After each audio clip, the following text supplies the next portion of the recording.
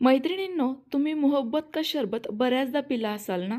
पण आज आपण बनवत आहोत नफरत का शरबत. अहो, नाव ऐकून घाबरून जाऊ नका. कारण हे पेय जरी नफरत का शरबत असेल ना, तरी देखील पिल्यानंतर नक्कीच प्रेमात पडाल, इतकं हे गोड आहे. मग आता तुम्हालाही प्रश्न पडला असेल, की याला असं नाव का दिलं?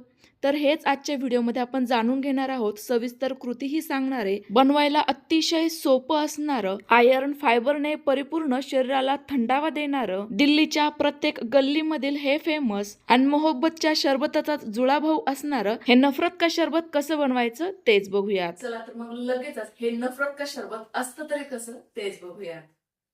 मोहब्बतच्या शरबताला जसं आपण शुगर सिरप वापरतो ना, अगदी सेम पद्धतीचं सिरप आपल्यालाही वापरायचं आहे. फक्त हे सिरप पिवळ्या रंगाचं असणार आहे. त्याकरिता अर्धा कप साखर, अर्धा कप पाणी आणि अगदी थोडीशी केसर काळी घातली. केसर काळीमुळे या आपल्या सिरपला पिवळा रंग येईल. तुमच्याकडे जर केसर काळी नसेल तर याऐवजी तुम्ही खाण्याचा पिवळा रंगही अगदी जर असा वापरू शकता. आता याचा आपल्याला फक्त चिकटसर पाक बनवून घ्यायचा आहे. त्यामुळे हे मी शिजण्याकरिता साईडच्या गॅसवर ठेवून देते. आता गॅसवर पुन्हा एकदा एक जाड बुडाची कढाई ठेवली आहे. त्यामध्ये घालूयात साधारणतः 1 लिटर गाईचं, म्हशीचं असं कोणतंही दूध.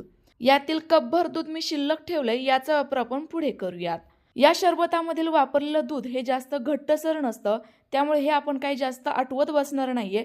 फक्त एक उकळी काढून घेऊयात. तोपर्यंत साईडला एका वाटीमध्ये घेऊयात 1 चमचा पायनॅपल फ्लेवरची कस्टर्ड पावडर. तुमच्याकडे कस्टर्ड पावडर नसेल तर याऐवजी 1 चमचा कॉर्नफ्लोअर, चिमूटभर पिवळा खाण्याचा रंग आणि घरामध्ये असल्यास 1 ते 2 थेंब पायनॅपल इसेन्स घाला आणि हे साहित्य दुधामध्ये मिक्स करून घ्या. तर बघा, या पद्धतीने आपलं हे मिश्रण तयार झालं.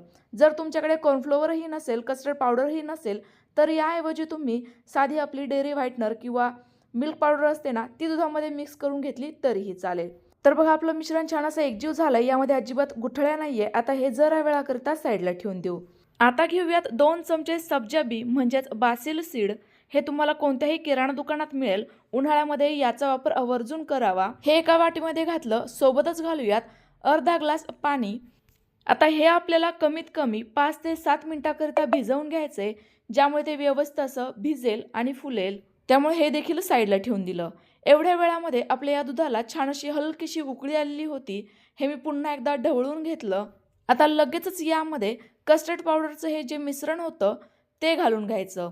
घालण्यापूर्वी एकदा चमच्याने व्यवस्थित ढवळून घ्या, कारण कस्टर्ड पावडरमध्ये देखील कॉर्नफ्लोअरच वापरलं असतं. ते दुधाच्या तळाशी जाऊन बसतं. याच्यानंतर गाठी होऊ शकतात. म्हणून पुन्हा एकदा आपण दूध व्यवस्थित मिक्स करून घेऊयात, ढवळून घेऊयात. तर बघा, आपल्या दुधाला हलकासा पिवळसर रंग आलाय. आता याला आणखी जरा वेळ एक उकळी काढून घेऊ. एवढ्या वेळामध्ये बघा, आपलं हे शुगर सिरपही तयार झालंय. हलकासा पिवळसर रंग आलाय. जर मी फूड कलर वापरला असता तर आणखी डार्क रंग आला असता, पण म्हटलं फूड कलर वापरण्यापेक्षा हे ओरिजिनल कधीही बेटरच. तर बघा, यातील संपूर्ण साखर व्यवस्थित अशी विरघळली आहे आणि हे पाणी देखील छान असं चिकटसर झालंय. पण याचा अजिबात पाक झालेला नाहीये. बोटांवर घेतलं की हलकीशी बोटावर शाईन येते. बस इतपतच हे शिजवायचं. आता गॅस बंद करूयात आणि थंड होण्याकरिता साईडला ठेवून देऊ. आपलं शुगर सिरप या ठिकाणी तयार झालंय. आता एवढ्या वेळामध्ये पुन्हा एकदा आपल्या दुधाला छान अशी एक खळखळून उकळी आली आहे. दूध पहिल्यापेक्षा अगदी हलकंसं घट्टसर जाणवत असेल. बस आपल्याला हे इतपतच शिजवून घ्यायचंय. गॅस बंद करूयात आणि दूध देखील छान असं थंड करून घेऊयात.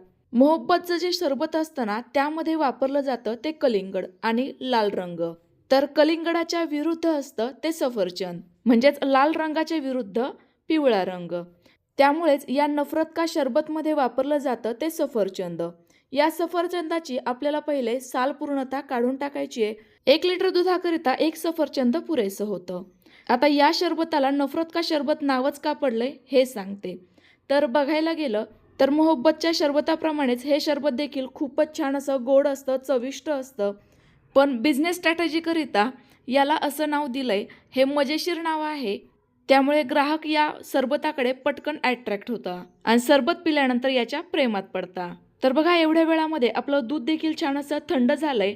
आपलं सिरपही थंड झालेलं आहे. यामध्ये बघा, अजिबात साखर जमा झालेली नाहीये. म्हणजे सिरप अगदी परफेक्ट तयार झालं होतं. ते आता या दुधामध्ये मिक्स करूयात आणि छान असं यामुळे आपल्या सरबताला रंग आणि गोडी अगदी परफेक्ट येईल. हे सरबत तुम्ही अगदी सोप्या पद्धतीनेही बनवू शकता, पण मी ओरिजिनल पद्धत तुमच्यासोबत शेअर करतेय. यामुळे तुम्हाला पहिल्याच प्रयत्नात परफेक्ट अशी चव मिळेल. आता हे दोनही घटक व्यवस्थित असे एकजीव झाल्यानंतर साळून घेतलेलं जे सफरचंद होतं ते आपल्याला या दुधामध्ये किसून घालायचंय. सफरचंद साळल्यानंतर लगेचच काळं पडायला सुरुवात होते, त्यामुळे सुरुवातीलाच सांगितल्याप्रमाणे दूध व्यवस्थित थंड झाल्यानंतरच हे सफरचंद आपल्याला साळायला घ्यायचंय, म्हणजे याची साल काढून टाकायची आहे. सफरचंद अशा पद्धतीने किसून या दुधामध्ये घातल्यामुळे हे सरबत पित असताना आपल्याला जी खाण्याची मजा असते ती देखील येते आणि पटकन पोटही भरल्यासारखं जाणवतं. सोबतच घालूयात थोडीशी त्रुटी फुटी आणि ड्रायफ्रूट्स, ज्यामध्ये बदाम आणि पिस्ताच वापरलाय. तर ड्रायफ्रूट्स त्रुटी फुटी वापरणं पूर्णतः ऑप्शनल आहे. आता आपलं सब्जा बी देखील एवढ्या वेळामध्ये व्यवस्थित भिजलं होतं, ते देखील लगेचच घालूयात आणि छान असं मिक्स करून घेऊयात. सब्जा बीमध्ये भरपूर प्रमाणामध्ये फायबर असतं, जे वजन कमी करतं आणि शरीराला थंडावा देण्याचं काम करतं.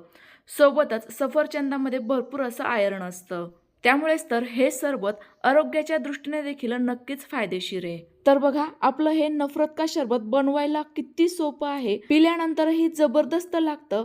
त्यामुळे मला हा प्रश्न पडला होता की याला नफरत का शरबतच नाव का दिलं गेलं असेल. मग नंतर लॉजिक लावलं आणि गुगललाही सर्च केलं. त्यावेळी गुगल बाबांनी सांगितलं की हे आपलं फक्त विनोदाचा भाग आहे आणि बिझनेस स्ट्रॅटेजी आहे, बाकी काहीच नाही. तेव्हा कुठे माझ्या मनाला शांती मिळाली. आता मला हे सरबत यूट्यूबवर दाखवायचंय, छान दिसावं याकरिता मी यामध्ये बर्फाचे खडे वापरले, पण तुम्ही असं अजिबात करू नका. त्याऐवजी हे सरबत जरा वेळाकरिता फ्रीजमध्ये ठेवा आणि नंतर छान असं सर्व करा. जबरदस्त चव येते.